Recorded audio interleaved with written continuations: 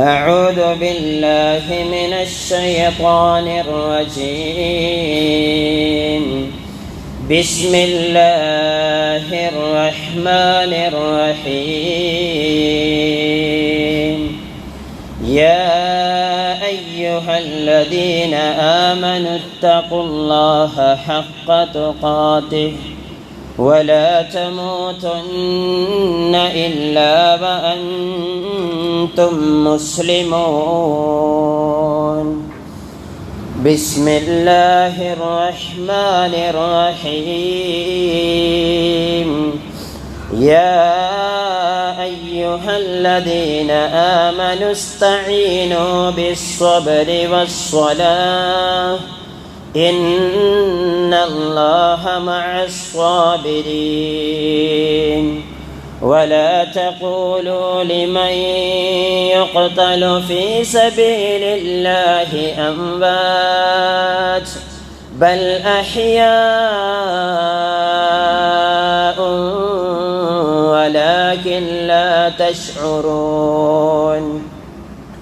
ولنبلونكم بشيء من الخوف والجوع ونقص من الأموال والأنفس والثمرات وبشر الصابرين الذين إذا أصابتهم مصيبة قالوا إنا لله وإنا إليه راجعون. أولئك عليهم صلوات من ربهم ورحمة وأولئك هم المهتدون.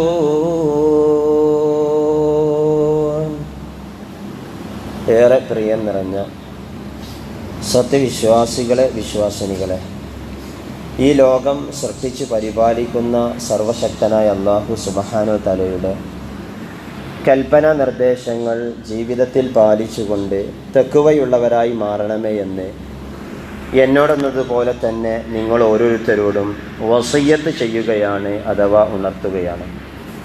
അല്ലാഹു സുബ്ഹാനഹു വ തആലയുടെ വിധിവിലക്കുകൾ ജീവിതത്തിൽ പകർത്തിക്കൊണ്ടും അന്തിമ പ്രവാചകൻ മുഹമ്മദ് മുസ്തഫ സ്വല്ലല്ലാഹു അലൈഹി വസല്ലമയുടെ തിരുസുന്നത്ത് ജീവിതത്തിൽ യഥാവിധം ഉൾക്കൊണ്ടുകൊണ്ട് ജീവിച്ചു മരിക്കുന്ന യഥാർത്ഥ മുത്തക്കികളുടെ, മുവഹിദുകളുടെ കൂട്ടത്തിൽ അല്ലാഹു സുബ്ഹാനഹു വ തആല എന്നെയും നിങ്ങളെയും ഉൾപ്പെടുത്തി അനുഗ്രഹിക്കുമാറാകട്ടെ.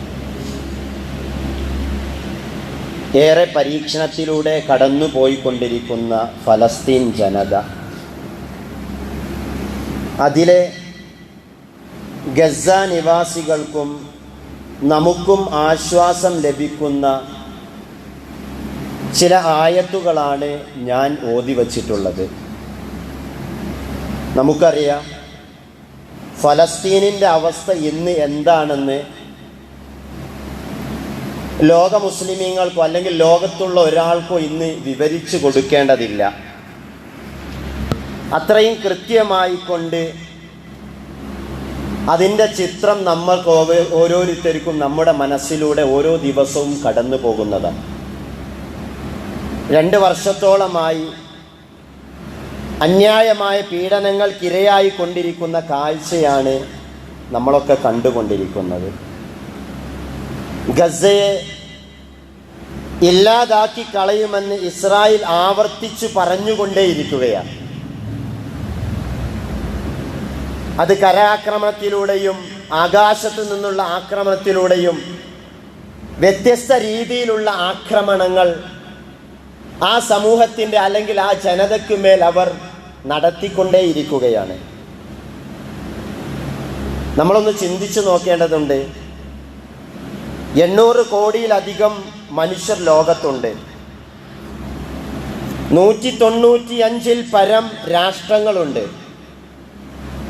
200 കോടിയിലധികം മുസ്ലിം ജനസംഖ്യയുണ്ട്. 55-ലധികം ഇസ്ലാമിക രാഷ്ട്രങ്ങളുണ്ട്. ലോകത്ത് ഇങ്ങനെ പല സംവിധാനങ്ങളും ഉണ്ടായിട്ടും 80 ലക്ഷം വരുന്ന ജനസംഖ്യയുള്ള ഇസ്രായേൽ രാജ്യത്തിൻ്റെ ഭരണാധികാരിയുടെ കൈക്കൊന്നു പിടിക്കാൻ, അതല്ലെങ്കിൽ ഇനിയെങ്കിലും നിരപരാധികളായ കുഞ്ഞുങ്ങളെ മനുഷ്യരെ കൊന്നെടുക്കുന്ന, വംശീയമായി കൊണ്ട് ഉന്മൂലനം ചെയ്യുന്ന ആ ഒരു അവസ്ഥ അവസാനിപ്പിക്കണമെന്ന് പറഞ്ഞുകൊണ്ട് അവരുടെ കൈക്കൊന്ന് പിടിക്കുവാൻ ഒരു മനുഷ്യനോ അതല്ലെങ്കിൽ ഒരു രാജ്യത്തിനോ സാധിക്കാത്ത, അല്ലെങ്കിൽ അതിനെ ചെറുത്തു നിൽക്കാൻ പറ്റാത്ത രൂപത്തിൽ, പ്രതികരിക്കാത്ത രൂപത്തിൽ നടന്നുകൊണ്ടിരിക്കുന്ന അറബ് രാഷ്ട്രങ്ങളും പലതിനെയും നമ്മൾ കണ്ടുകൊണ്ടിരിക്കുകയാണ്. ഒന്ന് അവരുടെ കൈ പിടിച്ചുകൊണ്ട് ഇത് പാടില്ല, ശക്തമായൊരു തീരുമാനമെടുത്ത് പറയുവാൻ സാധിക്കാത്തൊരവസ്ഥയിലൂടെ മുന്നോട്ട് പോയിക്കൊണ്ടിരിക്കുകയാണ്. എല്ലാ നിലക്കും ഫലസ്തീൻ ജനത പീഡനങ്ങൾക്ക് വിധേയമായി കൊണ്ടിരിക്കുക. ദിനേനയുള്ള കാഴ്ചകൾ നമ്മുടെ മനസ്സിനെ നൊമ്പരപ്പെടുത്തുന്ന കാഴ്ചകളായിക്കൊണ്ട് മാറിക്കൊണ്ടിരിക്കുകയാണ്. ചതിയും വഞ്ചനയും ഏറ്റൊരു സമൂഹമായി നിലവിൽ അവർ അനുഭവിക്കുന്ന വിഷമങ്ങളെ, പരീക്ഷണങ്ങളെ, പ്രയാസങ്ങളെ, അതുപോലെ തന്നെ വിശപ്പൊക്കെ ഇസ്ലാമിൻ്റെ മാനദണ്ഡങ്ങളെയും മാനുഷികമായ മാനവികമായ പശ്ചാത്തലങ്ങൾ നമ്മൾ ഓരോരുത്തരും അറിയുകയും തിരിച്ചറിയുകയും ചെയ്യേണ്ടതുണ്ട്. ഒരു വിശ്വാസി എന്നുള്ള നിലക്ക്, ഒരു മുസൽമാൻ എന്നുള്ള നിലക്ക് തീർച്ചയായിട്ടും നമ്മുടെ ജീവിതത്തിൽ അല്ലെങ്കിൽ നമ്മുടെ ഓരോ പ്രാർത്ഥനയിലും അവർക്കൊരിടം നൽകേണ്ടതുണ്ട് എന്നുള്ളൊരു തിരിച്ചറിവ്. അങ്ങനെയെങ്കിലും നമ്മുടെ ജീവിതത്തിൽ, നമ്മുടെ ഏതെങ്കിലും ഒരു സമയത്ത് അവർക്ക് വേണ്ടി അവരോടൊന്ന് ചേർന്ന് നിൽക്കുവാൻ വിശ്വാസികളായ നമുക്ക് സാധിക്കേണ്ടതുണ്ട്. നമ്മുടെ പ്രാർത്ഥനകൾ തീർച്ചയായിട്ടും അർഹതപ്പെട്ടവരാണ്. അല്ലാഹു സുബ്ഹാനഹു തആല അവർക്ക് എല്ലാ തരത്തിലുള്ള സഹായങ്ങളും നൽകി അനുഗ്രഹിക്കുമാറാകട്ടെ. ഇസ്ലാമിക സമൂഹത്തിനും ക്രൈസ്തവ സമൂഹത്തിനും ജൂത സമൂഹത്തിനും ഏറെ പവിത്രമായ മണ്ണാണ് ജെറൂസലേം അഥവാ ഫലസ്തീൻ പ്രദേശങ്ങൾ. അവിടെ വ്യത്യസ്ത ഭാഗത്തു നിന്ന് ആളുകൾ കൂടിയേറുന്നതിന് മുമ്പ് ആ ജനത വളരെ സമാധാനപരമായി കൊണ്ട് ജീവിച്ചവരാ, വളരെ സന്തോഷത്തോടു കൂടി ജീവിച്ചവരാ. ആ ജനതയുടെ അവസ്ഥ എടുത്ത് പരിശോധിച്ചാൽ, ചരിത്രത്തിലൂടെ നമ്മൾ എടുത്ത് പരിശോധിക്കുമ്പോൾ 4% ജൂതന്മാരും 10% ക്രൈസ്തവരും 86% മുസ്ലിം അറബികളുമായിരുന്നു അഗ്നിവേശത്തിന് മുമ്പ്. ഇവിടെയാണ് ബ്രിട്ടനും സാമ്രാജ്യത്വ രാഷ്ട്രങ്ങളും കുതന്ത്രങ്ങളിലൂടെ വഞ്ചിച്ചുകൊണ്ട് മറ്റു രാജ്യങ്ങളിൽ നിന്ന് ജൂതന്മാരെ അവിടേക്ക് കുടിയിറക്കപ്പെടുന്നത്. അങ്ങനെ 1917 ബാൽഫർ പ്രഖ്യാപനത്തിലൂടെ അവർ പല കാര്യങ്ങൾ ചർച്ച ചെയ്തുകൊണ്ട് അവർ അവസാനമായി കൊണ്ട് അവിടെ എത്തിച്ചേർന്നിട്ടുള്ളത്, അല്ലെങ്കിൽ ഒരു തീരുമാനത്തിലേക്ക് എത്തിയിട്ടുള്ളത്.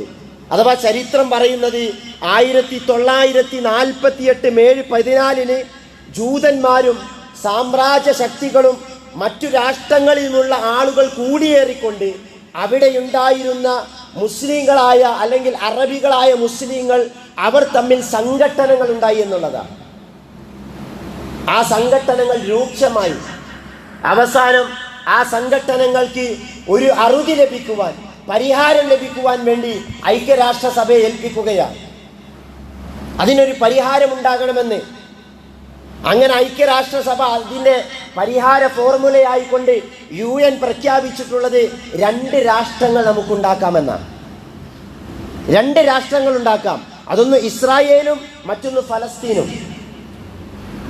അതിൽ ആദ്യം നടന്നത് ഇസ്രായേൽ രാഷ്ട്രത്തിൻ്റെ പിറവിയാണ്.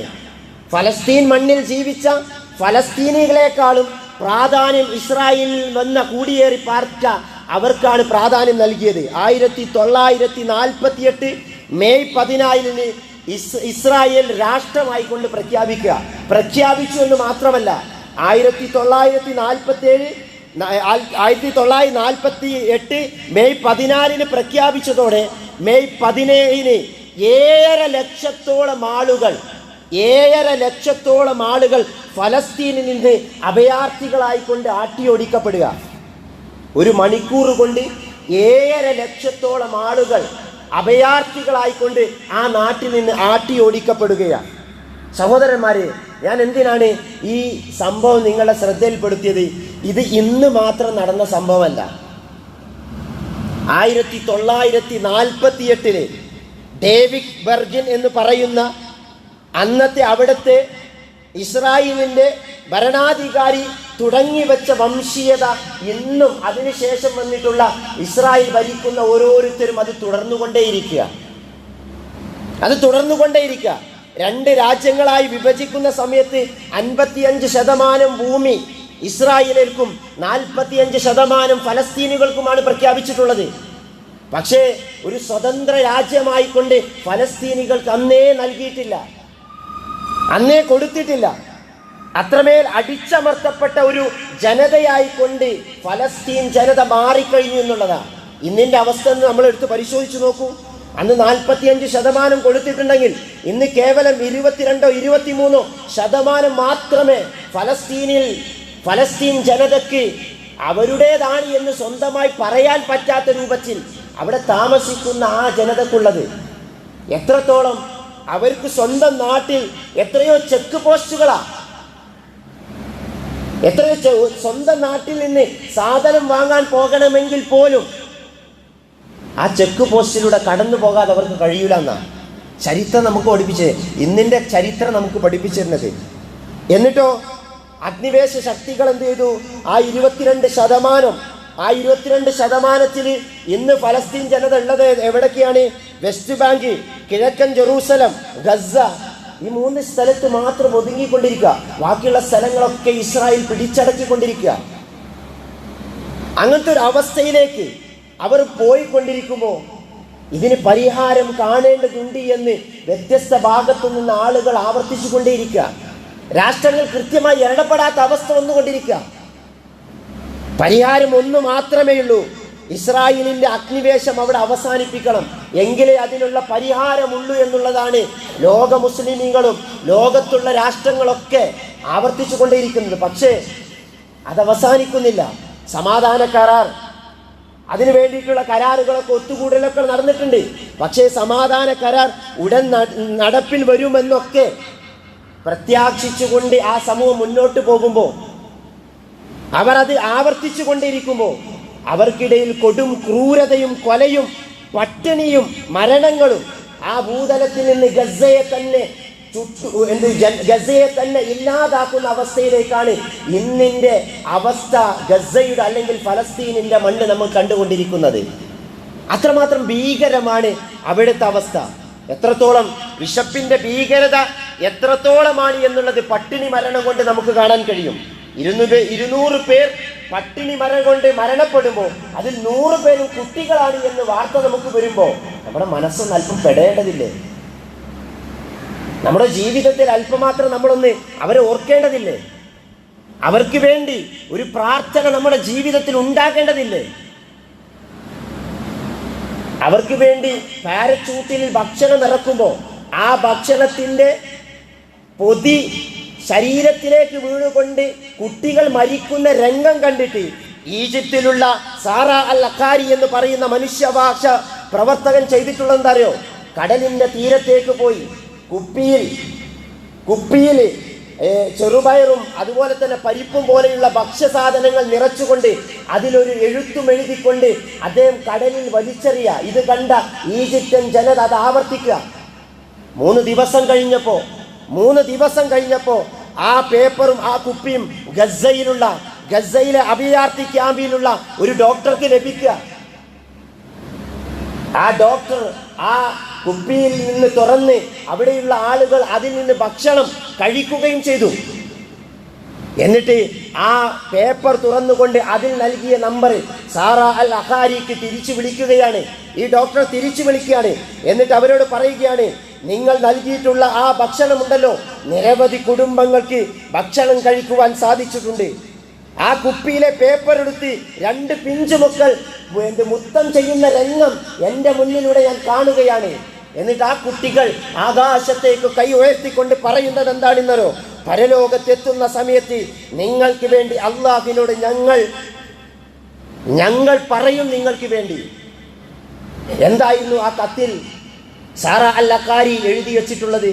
നിങ്ങൾക്കിത് കിട്ടിക്കഴിഞ്ഞാൽ നിങ്ങൾ സന്തോഷം പ്രകടിപ്പിക്കണം, നിങ്ങൾ സന്തോഷം പ്രകടിപ്പിക്കണം, നിങ്ങൾ ക്ഷമിക്കുക, അള്ളാഹു നിങ്ങളുടെ കൂടെയുണ്ട് എന്ന് സാറ അൽ അഖാരി എഴുതി വെച്ച വാക്കുകൾ ആ ഡോക്ടർ തിരിച്ചു വിളിച്ചുകൊണ്ട് അവരോട് സന്തോഷം അറിയിക്കുന്ന രംഗം നമ്മളൊക്കെ പത്രത്തിലൂടെ വായിച്ചവരാ. ഇനിയോ ആഗസ്റ്റ് മാസത്തില് ഫലസ്തീനിൽ ഗസയിൽ നടന്നൊരു ഖുതുബയുണ്ട്, നമ്മളൊക്കെ ഓർക്കേണ്ടതുണ്ട്, വളരെ ചിന്തിക്കേണ്ട ഒരു ഖുതുബയാണ്. വെറും 2 വരി കൊണ്ട് ഇമാമ് ഖതീബ് ഖുതുബ അവസാനിച്ചിട്ടുണ്ടെങ്കിൽ അദ്ദേഹം അവരോട് പറഞ്ഞിട്ടുള്ള വാക്കെന്താണെന്നറിയോ? നമ്മുടെ മനസ്സിനെ വല്ലാതെ ചിന്തിക്കേണ്ട, പ്രയാസപ്പെടുത്തുന്ന വാക്കാണ് ആ ഖതീബ് പറഞ്ഞിട്ടുള്ളത്. അദ്ദേഹം പറയുകയാണ്, എൻ്റെ ഖുതുബ എനിക്ക് വിശപ്പ് കൊണ്ട് പൂർത്തീകരിക്കുവാൻ സാധ്യമല്ല. എൻ്റെ ഖുതുബ വിശപ്പ് കൊണ്ട് എനിക്ക് എന്ത് ചെയ്യാൻ പറ്റുന്നില്ല, എനിക്ക് പൂർത്തീകരിക്കാൻ സാധ്യമല്ല. അദ്ദേഹം അടുത്ത വാക്ക് പറഞ്ഞെന്താ അറിയോ? നിങ്ങൾക്ക് വിശപ്പ് കൊണ്ട് ഈ ഖുതുബ കേൾക്കുവാനും നിങ്ങൾക്ക് സാധ്യമല്ല. അതുകൊണ്ട് സനുസല്ലി വനദഉ, നമുക്ക് നമസ്കരിക്കാം, പ്രാർത്ഥിക്കാമെന്ന് ആ ഖതീബ് പറഞ്ഞിട്ടുണ്ടെങ്കിൽ അവിടുത്തെ അവസ്ഥ നമ്മൾ ആലോചിച്ച് നോക്കൂ, നമ്മളൊന്ന് ചിന്തിച്ചു നോക്കൂ. എന്തെല്ലാം വിഭവങ്ങൾ നമ്മുടെ മേശപ്പുറത്ത്, എന്തെല്ലാം ഉണ്ട്, എന്തെല്ലാം നമ്മൾ ദൂർത്താക്കിക്കൊണ്ട് കളയുന്നുണ്ട്. ഭക്ഷണം, പോഷകാഹാരത്തിൻ്റെ കുറവ് മൂലം എഴുന്നേറ്റ് നടക്കുവാൻ പോലും പറ്റാത്ത പിഞ്ചു മക്കളുണ്ട് അവിടെ. നമ്മുടെ കല്യാണങ്ങളിലും പാർട്ടികളിലൊക്കെ ഭക്ഷണം, അതിഥിയെ വിളിച്ചാൽ ഭക്ഷണം കൊടുക്കണം, നല്ല ഭക്ഷണം കൊടുക്കുന്നത് ദൂർത്താണെന്നല്ല ഞാൻ പറയുന്നത്. പക്ഷെ ചില നിയന്ത്രണങ്ങൾ നമ്മൾ നടത്തേണ്ടതുണ്ട്. അത് കഴിക്കാൻ പോകുന്ന നമ്മളും ശ്രദ്ധിക്കേണ്ടതുണ്ട്. ഒരുപാട് ഭക്ഷണമുണ്ട് എന്ന് വിചാരിച്ച് എല്ലാം പ്ലേറ്റിലേക്ക് എടുത്തിട്ടുകൊണ്ട് അല്പം മാത്രം കൊത്തിക്കൊണ്ട് ബാക്കിയെല്ലാം നമ്മൾ വേസ്റ്റ് ആക്കുന്നൊരവസ്ഥയിലേക്ക് ഈ ഗസയിലെ പിഞ്ചു കുഞ്ഞുങ്ങളെ ഓർത്തുകൊണ്ടെങ്കിലും നമുക്കതിനൊരു അറുതി വരുത്തുവാൻ നമുക്ക് സാധിച്ചിട്ടില്ലെങ്കിലോ? ഇവിടെയാണ് ഞാൻ തുടക്കത്തിൽ ആമുഖമായി ഓതിവെച്ച ആയത്തിലേക്ക് നമ്മൾ മടങ്ങേണ്ടത്. വിശുദ്ധ ഖുർആൻ പറഞ്ഞു, യാ അയ്യുഹല്ലദീന ആമനു, ഏ സത്യവിശ്വാസികളെ, ഇസ്തഈനൂ ബിസ്സബ്രി വസ്സലാ, നിങ്ങൾ ക്ഷമ കൊണ്ടും നമസ്കാരം കൊണ്ടും അള്ളാഹുവിലേക്ക് തേടിക്കൊണ്ടേയിരിക്കുക. ആ ഒരു അവസ്ഥ നമുക്കും വരില്ല എന്ന് പറയാൻ പറ്റില്ല. അവർ ഗസയിൽ മാത്രമല്ല, അറബ് രാഷ്ട്രത്തും അവർ ഉപരോധിക്കാൻ തുടങ്ങിയിട്ടുണ്ട്. വിശുദ്ധ ഖുർആന്റെ വചനത്തിലേക്ക് നമ്മൾ തിരിച്ചു വരണം. യാ അയ്യുഹല്ലദീന ആമനു, ഏ സത്യവിശ്വാസികളെ, ഇസ്തഈനൂ ബിസ്സബ്രി വസ്സലാ, നിങ്ങൾ ക്ഷമ കൊണ്ടും നമസ്കാരം കൊണ്ടും അള്ളാഹുവിനോട് തേടിക്കൊണ്ടേയിരിക്കണം. ഇന്നല്ലാഹ മഅസ്സാബിരീൻ, തീർച്ചയായും അള്ളാഹു ക്ഷമിക്കുന്നവരൊപ്പമാണ്. അതാണ് സാറ അൽ അഖാരി ആ ബോട്ടിന്റെ ഉള്ളിൽ എഴുതി വിട്ടിട്ടുള്ള വാചകം അവിടെയാണ്. നിങ്ങൾ ക്ഷമിക്കുക, അള്ളാഹു നിങ്ങളോടൊപ്പമുണ്ട് എന്നുള്ള വാചകം. ഇത് കേവലം ഒരു വാക്കായിക്കൊണ്ട് നമ്മുടെ ജീവിതത്തിൽ എവിടെയും ഫ്രെയിം വെച്ച് വരുത്തേണ്ടതല്ല. ജീവിതത്തിൻ്റെ പ്രയാസ പ്രതിസന്ധി ഘട്ടങ്ങളിൽ അള്ളാഹുവിലേക്ക് ക്ഷമിച്ചുകൊണ്ട് തവക്കുൽ ചെയ്യാൻ വിശ്വാസികൾക്ക് സാധിക്കണം. അള്ളാഹു സുബ്ഹാനഹു വ തആല ഫലസ്തീൻ ജനതയ്ക്ക് ആ മനസ്സ് അള്ളാഹു നൽകുമാറാകട്ടെ. എന്നിട്ട് വിശുദ്ധ ഖുർആൻ അതിന് തൊട്ടുശേഷം പറഞ്ഞെന്താ അറിയോ? വലാ തഖൂലു ലിമൻ യുഖ്തലു ഫീ സബീലില്ലാഹ്, അള്ളാഹുവിന്റെ മാർഗത്തിൽ കൊല്ലപ്പെട്ടവരെ കുറിച്ച് അംവാതും, നിങ്ങൾ മരണപ്പെട്ടവർ എന്ന് പറയരുത്. ചേതനയറ്റ ശരീരമെന്ന് നിങ്ങൾ പറയരുത്. ബൽ അഹ്യാഉൻ, ആ കുഞ്ഞുങ്ങളും അല്ലാത്തവർ അവർ ജീവിച്ചിരിക്കുന്നവരാണ്. വിശുദ്ധ ഖുർആന്റെ വാചകമാണ്. അവർ ജീവിച്ചിരിക്കുന്നവരാണ്. അള്ളാഹുവിന്റെ സവിധത്തിൽ അവർ അനുഗ്രഹീതനാണ്. വലാകിൻ ലാ തശ്ഉറൂൻ, ഭൗതിക മാനദണ്ഡങ്ങൾ വെച്ചുകൊണ്ട് നിങ്ങൾക്ക് അത് മനസ്സിലാവുകയില്ല എന്ന് ഖുർആൻ നമ്മോട് പ്രഖ്യാപിക്കുക. എന്നിട്ട് വിശുദ്ധ ഖുർആൻ പറഞ്ഞെന്താരോ? വലനബ്ലുവന്നകും ബിശൈഇൻ മിനൽ ഖൗഫ്, ഭയം കൊണ്ട് അള്ളാഹു നിങ്ങളെ പരീക്ഷിക്കും. അവിടെ പിടിച്ചു നിൽക്കാൻ നിങ്ങൾക്ക് സാധിക്കണം. വൽ ജൂഅ്, വിശപ്പ് കൊണ്ടും അള്ളാഹു നിങ്ങളെ പരീക്ഷിക്കും. വനക്സിൻ മിനൽ അംവാൽ, സമ്പത്തില്ലാതെ പരീക്ഷിച്ചു കൊണ്ടിരിക്കും. ഗസയുടെ ഓരങ്ങളെ നമ്മൾ പരിശോധിക്കണം. ബാർട്ടർ സമ്പ്രദായമാണ് ഗസയിൽ നടക്കുന്നത്. എന്താണ് ബാർട്ടർ സമ്പ്രദായം എന്ന് പറഞ്ഞാൽ? പണ്ട് കാലത്ത് തൻ്റെ അടുക്കൽ എന്താണോ ഉള്ളത് അത് നൽകിക്കൊണ്ട് സാമ്പത്തികമായി അങ്ങോട്ടും ഇങ്ങോട്ടും സഹായിക്കുന്ന ഒരു രംഗം. ഗസയുടെ മുന്നിൽ നിന്ന് നിന്റെ മുടി ഞാൻ വെട്ടിത്തരാം, എനിക്കല്പം ഭക്ഷണം തരുമോ എന്ന് ചോദിക്കുന്ന പിഞ്ചു കുഞ്ഞുങ്ങളുടെ ചരിത്രമാണ് നമ്മുടെ മുന്നിലൂടെ കടന്നു പോകുന്നത്.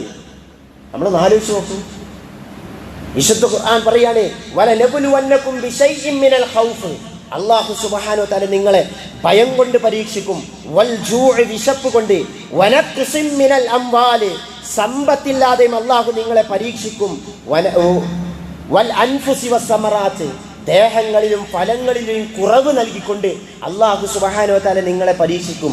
ഈ സമയത്ത് ഖുർആൻ പറഞ്ഞത് വബശ്ശിരിസ് സ്വാബിരീൻ, ക്ഷമിക്കുന്നവർക്ക് നീ സന്തോഷ വാർത്ത അറിയിച്ചു കൊടുക്കുക. ഇങ്ങനെ പരീക്ഷണങ്ങളൊക്കെ വരുമ്പോൾ അല്ലദീന ഇദാ അസ്വാബതുഹും മുസീബ, അവർക്ക് ജീവിതത്തിൽ വല്ല പ്രയാസങ്ങളും പ്രതിസന്ധികളും വല്ല മുസീബത്തും വന്നു കഴിഞ്ഞാൽ ഖാലൂ, അവർ പറയുന്നൊരു വാചകമുണ്ട്, ഇന്നാ ലില്ലാഹി വ ഇന്നാ ഇലൈഹി റാജിഊൻ, ഇന്നാ ലില്ലാഹി വ ഇന്നാ ഇലൈഹി റാജിഊൻ, ഞങ്ങൾ അല്ലാഹുവിൽ നിന്നുള്ളവരാണ്, ഞങ്ങൾ അല്ലാഹുവിലേക്ക് തന്നെ തിരിച്ചു പോകുമെന്നുള്ള ക്ഷമയുടെ പാഠം ഗസ്സ നമുക്ക് പഠിപ്പിച്ചു തരുന്നുണ്ട് കൂട്ടരെ. ഓരോ പിഞ്ചു കുഞ്ഞും പറയുന്ന വാക്കുകൾ നമ്മൾ ആലോചിച്ച് നോക്കൂ. ഈമാനികമായ കരുത്ത് നോക്കൂ. നമ്മൾ ഖുർആൻ പറയാണ്, ഞങ്ങൾ അല്ലാഹുവിൽ നിന്ന് വന്നവരാ, ഞങ്ങൾ അല്ലാഹുവിലേക്ക് തന്നെ തിരിച്ചു പോകുമെന്നുള്ള ആ ഒരു ചിന്ത, ആ ഒരു വിശ്വാസത്തിന്റെ പിൻതലമുറക്കാരായിക്കൊണ്ട് അല്ലാഹു അവരെ ഉൾപ്പെടുത്തി മാറാട്ടെ. എന്നിട്ട് വിശുദ്ധ ഖുർആൻ അതിന് തൊട്ടു ശേഷം പറഞ്ഞിട്ടുള്ളത് എന്താ? അല്ലാഹു സുബ്ഹാനഹു വ തആല ഉലൈക അലൈഹിം സ്വലവാതും മിർ റബ്ബിഹിം വറഹ്മ വ ഉലൈക ഹുമുൽ മുഹ്തദൂൻ, അക്കൂട്ടർ അവരിൽ അല്ലാഹുവിൽ നിന്നുള്ള അനുഗ്രഹവും കാരുണ്യവും ഉണ്ടായിരിക്കും, അവരാണ് ഉലൈകൽ മുഹ്തദൂൻ, സന്മാർഗം പ്രാപിച്ചവരെന്ന് വിശുദ്ധ ഖുർആൻ നമുക്ക് കൃത്യമായി കൊണ്ട് വിശദീകരിച്ചു തരിക. അള്ളാഹുവിൻ്റെ പരീക്ഷണം ഏതൊരു വിധത്തിലും നമ്മുടെ ജീവിതത്തിലേക്ക് കടന്നു വരുമെന്നുള്ള തീർച്ചയായിക്കൊണ്ടുള്ള പല ഉദാഹരണങ്ങളുമാണ് നമ്മുടെ ജീവിതത്തിലൂടെ നമ്മുടെ മുന്നിലൂടെ പലതും കണ്ടുകൊണ്ടിരിക്കുന്നത്. അതിനെ നിസാരവൽക്കരിക്കാതെ അവർക്ക് വേണ്ടി ആത്മാർത്ഥമായിക്കൊണ്ട് നമ്മുടെ ജീവിതത്തിൽ ഒരു പ്രാർത്ഥനയെങ്കിലും നടത്താൻ സഹോദരന്മാരെ നമുക്ക് കാണേണ്ടതുണ്ട്, നമുക്ക് സമയം കണ്ടെത്താനുള്ളത്. ഈ ആയത്തിൻ്റെ പരിഗണന ലഭിക്കുന്നവരിൽ അല്ലാഹു സുബ്ഹാനഹു വ തആല ഫലസ്തീൻ മണ്ണിൽ കൊല്ലപ്പെട്ടവരെ അല്ലാഹു ഉൾപ്പെടുത്തി അനുഗ്രഹിക്കുമാറാകട്ടെ.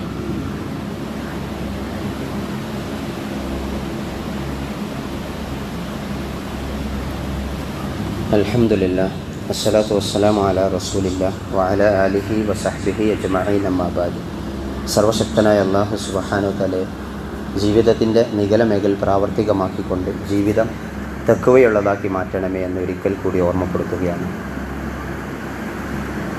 യാതൊരു കാരണവുമില്ലാതെ ഓരോ ദിവസവും പീഡനങ്ങൾ ഏറ്റിക്കൊണ്ടിരിക്കുന്ന ഫലസ്തീൻ ജനത, ആ ജനതയ്ക്ക് വിശ്വാസികളായ നമുക്ക് ചെയ്യാനുള്ളത് ഒന്ന് പ്രാർത്ഥനയാണ്. ആ പ്രാർത്ഥന നമ്മുടെ ഹൃദയത്തിൻ്റെ അടിത്തട്ടിൽ നിന്ന് അവർക്ക് വേണ്ടി ആത്മാർത്ഥമായിക്കൊണ്ട് നമ്മൾ പ്രാർത്ഥിക്കേണ്ടതുണ്ട്. രണ്ടാമത്തത് ഞാൻ സൂചിപ്പിച്ചതുപോലെ നമ്മുടെ ജീവിതത്തിൽ അല്പം നമ്മൾ ശ്രദ്ധയും അടുക്കവുമൊക്കെ നമ്മൾ കാണിക്കേണ്ടതുണ്ട് എന്നുള്ളതാണ്. അല്ലാഹു സുബ്ഹാനഹു വ തആല എപ്പോഴാണ് നമ്മയൊക്കെ പരീക്ഷിക്കുക എന്ന് നമുക്ക് പറയുവാൻ സാധ്യമല്ല. അത്തരം പരീക്ഷണങ്ങളിൽ നിന്നൊക്കെ ക്ഷമിച്ചുകൊണ്ട് അള്ളാഹുവിലേക്ക് അടുക്കുവാൻ വേണ്ടിയിട്ടുള്ള ഈമാനികമായ കരുത്ത് നമ്മൾ ഓരോരുത്തരും ആർജിച്ചെടുക്കുക. അല്ലാഹു സുബ്ഹാനഹു വ തആല അള്ളാഹുവിൻ്റെ പരീക്ഷണങ്ങളിൽ നിന്ന് ഈമാനികമായ കരുത്ത് നേടിക്കൊണ്ട് ജീവിക്കുവാനുള്ള എല്ലാ തരത്തിലുള്ള അവസ്ഥയും ഫലസ്തീൻ ജനതയ്ക്ക്, പിഞ്ചുമക്കൾക്ക് അല്ലാഹു സുബ്ഹാനഹു വ തആല നൽകി അനുഗ്രഹിക്കുമാറാകട്ടെ.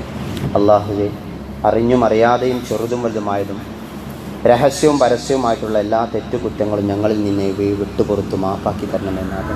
അല്ലാഹുവേ, ഞങ്ങളിൽ നിന്ന് മരണപ്പെട്ടു പോയുടെ ഖബറിടം നീ വിശാലമാക്കി കൊടുക്കണമെന്നാണ്. അല്ലാഹുവേ, ഫലസ്തീനിലെ ഞങ്ങളുടെ സഹോദരങ്ങളെ നീ സഹായിക്കണമെന്നാണ്. അല്ലാഹുവേ, ഫലസ്തീനിലെ ഞങ്ങളുടെ സഹോദരങ്ങളെ നീ സഹായിക്കണമെന്നാണ്. അല്ലാഹുവേ, ഗസ്സയിലെ ഞങ്ങളുടെ സഹോദരങ്ങൾക്ക് നീ എല്ലാ തരത്തിലുള്ള സഹായങ്ങളും നൽകി അനുഗ്രഹിക്കണമേ നാഥ. അല്ലാഹുവേ, അവർക്ക് നീ അമ്ന് വർഷിപ്പിച്ചു നൽകണമേ നാഥ. അല്ലാഹുവേ, അവർക്ക് നീ അമ്ന് വർഷിപ്പിച്ചു നൽകണമേ നാഥ. അല്ലാഹുവേ, അവർക്ക് നീ സമാധാനം നൽകി അനുഗ്രഹിക്കണമേ നാഥ. അള്ളാഹുവെ അവർക്ക് നീ അവരുടെ പാദങ്ങളെ നീ ഉറപ്പിച്ചു നിർത്തണമേ നാഥ. അള്ളാഹുവെ ഈമാനികമായി കൊണ്ട് മുന്നേറുവാനുള്ള ക്ഷമയും തൗഫീക്കും അവർക്കേവർക്കും നൽകി അനുഗ്രഹിക്കണമേ നാഥ. അള്ളാഹുവെ ഫലസ്തീനിൽ ഞങ്ങളുടെ സഹോദരങ്ങളിൽ നിന്ന് ഉപദ്രവങ്ങളെല്ലാം നീ അകറ്റിക്കളയണമേ നാഥ. അള്ളാഹുവെ അവരിൽ പരിക്കേറ്റവർക്ക് നീ ശിഫ നൽകണമേ നാഥ. അള്ളാഹുവെ അവരിൽ പരിക്കേറ്റവർക്ക് നീ ശിഫ നൽകണമേ നാഥ. അള്ളാഹുവെ അവർക്ക് ക്ഷമിക്കുവാനുള്ള ഈമാനികമായ കരുത്ത് നൽകി അനുഗ്രഹിക്കണമേ നാഥ. അള്ളാഹുവെ അവരിൽ മരണപ്പെട്ടവർക്ക് നീ ഷഹീദിൻ്റെ കൂലി നൽകണമേ നാഥ. അള്ളാഹുവെ ഷഹീദിൻ്റെ കൂട്ടത്തിൽ അവരെ നീ ഉൾപ്പെടുത്തണമേ നാഥ. അള്ളാഹുവെ അവർ പട്ടിണി കൊണ്ട് പ്രയാസപ്പെടുന്നവർ, അള്ളാഹുവെ അവർക്ക് നീ ഭക്ഷണം നൽകി അനുഗ്രഹിക്കണമേ നാഥ. അള്ളാഹുവെ നിൻ്റെ എല്ലാ അർത്ഥത്തിലുള്ള സഹായങ്ങളും നൽകി അനുഗ്രഹിക്കണമേ നാഥ. അള്ളാഹുവെ അനീതിക്കും അക്രമത്തിനും ഇരയായിക്കൊണ്ടിരിക്കുന്ന ഫലസ്തീൻ ജനതയെ നീ സഹായിക്കണമേ നാഥ. അള്ളാഹുവെ അവരെ നീ സഹായിക്കണമേ നാഥ. അള്ളാഹുവെ സൈന്യത്തെ നീ തകർക്കണമേ നാഥ. അള്ളാഹുവെ നിൻ്റെ അദാബ് അവർക്ക് വർഷിപ്പിച്ചു നൽകണമേ നാഥ. അള്ളാഹുവെ നിൻ്റെ അദാബ് അവർക്ക് വർഷിപ്പിച്ചു നൽകണമേ നാഥ. അള്ളാഹുവെ അവരുടെ മേൽ നീ ശിക്ഷ വർഷിപ്പിക്കണേ നാഥ. അള്ളാഹുവെ സയനിസ്റ്റ് ജനതയെ അവിടെ നിന്ന് നീ ഇല്ലാതാക്കണമേ നാഥ. അള്ളാഹുവെ അവരുടെ ഐക്യം നീ തകർക്കണമേ നാഥ. അള്ളാഹുവെ അവരുടെ ഐക്യം നീ തകർക്കണമേ നാഥ. അള്ളാഹുവെ മുസ്ലിങ്ങൾക്ക് നീ പ്രതാപവും ഇസ്സത്തും നൽകി അനുഗ്രഹിക്കണമേ നാഥ. അള്ളാഹുവെ ഇസ്ലാമിനും മുസ്ലിങ്ങൾക്കും നീ ഇസ്സത്തും പ്രതാപവും നൽകി അനുഗ്രഹിക്കണമേ നാഥ. اللهم انصرنا إخواننا في فلسطين. اللهم انصرنا إخواننا في فلسطين. اللهم انصرنا إخواننا في فلسطين. اللهم انصر إخواننا في غزة. اللهم انصر إخواننا في غزة. اللهم انصر إخواننا في غزة. اللهم ثبت أقدامهم. اللهم ثبت أقدامهم.